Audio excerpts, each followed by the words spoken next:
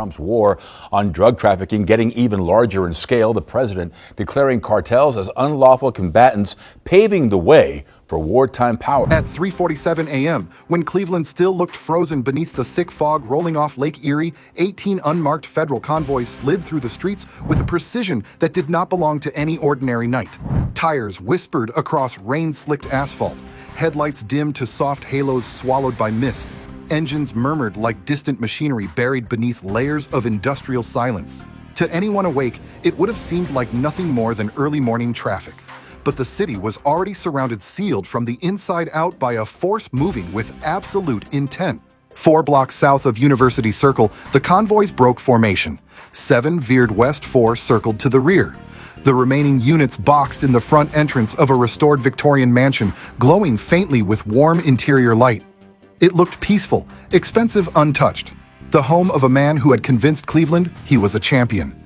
State Representative Marcus Okonkwo, the polished politician who had built his rise on speeches about opportunity, revitalization, and a brighter Ohio. To his supporters, he was a voice for the forgotten. To federal investigators, he had become a pipeline, one that led straight into a West African cartel's shadow. At 3:52 a.m., the operation snapped awake. A motion-activated security light flickered, caught the edge of a tactical vest, then shattered as a breaching ram smashed the front door inward. The explosion of wood and steel ignited the mansion with a thunderous echo that raced through the hallways. Cleveland, still motionless outside, had no idea its illusions were being torn apart inside that house. Agents stormed forward in a synchronized wave. FBI carving through the entrance hall, DEA tactical flowing in behind HSI enforcement, peeling off to flank the stairwells. Flashlights slashing through darkness, cutting open the air like blades. Harsh white beams slicing over mahogany furniture, drifting plaster dust, overturned chairs still rocking from the shockwave.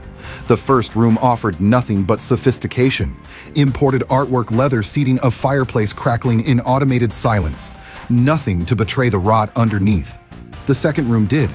Reinforced metal shelving ran wall-to-wall, stacked with vacuum-sealed bundles of synthetic opioids, each package labeled in Yoruba script. Next to them rested still warm bricks of cocaine, crates of handguns with filed serial numbers, and a heap of ammunition boxes spilling out of canvas bags. But what stopped the agents cold was the desk in the corner.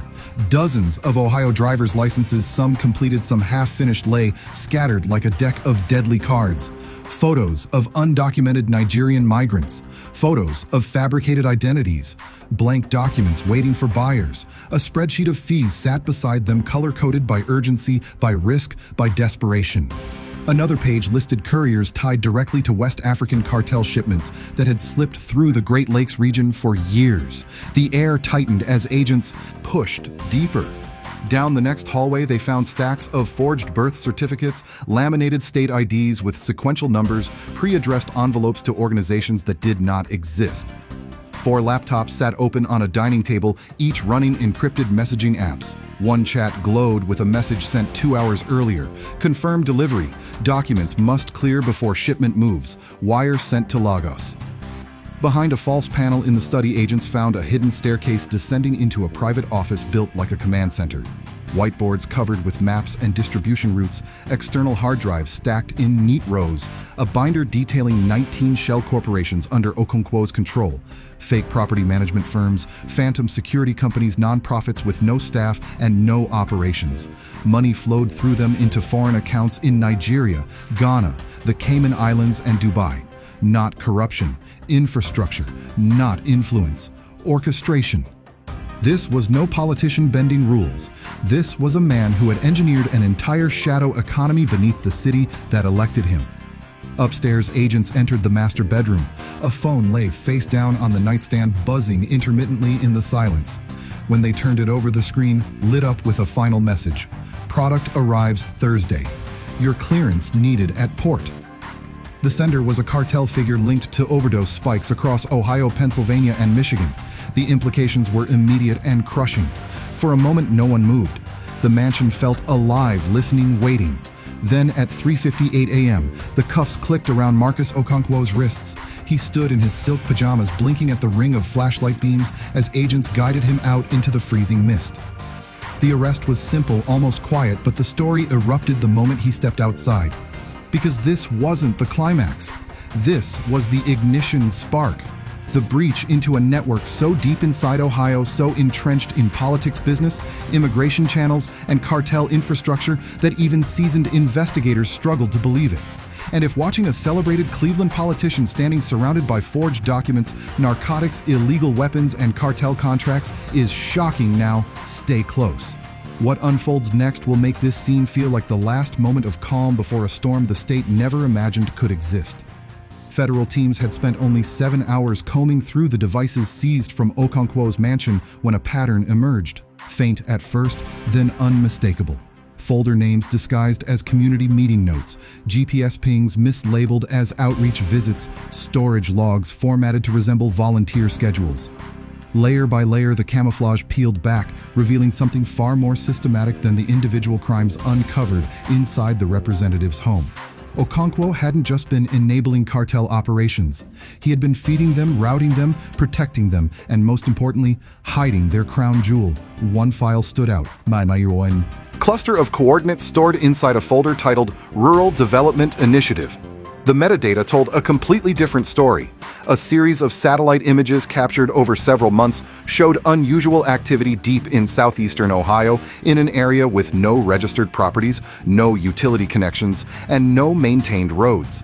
Just forest, abandoned coal country, and a forgotten mining access route closed to the public 3 decades earlier. The activity wasn't random, it was patterned. Regular vehicle movement, industrial-level power consumption, human-level heat signatures. By mid-afternoon, analysts confirmed the impossible.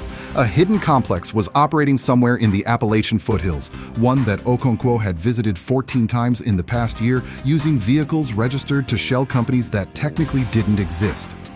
When the first reconnaissance drone reached the coordinates, the truth came into view like a nightmare dragging itself out of the hillside. What looked from above like an abandoned mining site revealed its shape under infrared. Rectangular structures, wide metal roofs, a constellation of underground heat vents, and a perimeter that wasn't natural. The trees had been trimmed with geometric precision paths cut through the undergrowth. The signature of motion sensors pulsed faintly along the compound's edges. The drones circled lower, and the full picture materialized.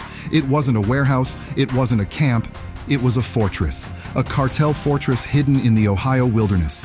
The perimeter fencing wasn't typical chain link. It was reinforced steel mesh topped with razor wire.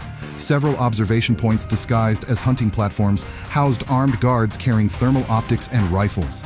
In the center of the compound, 2 elongated buildings pulsed with internal heat, each large enough to house a production operation.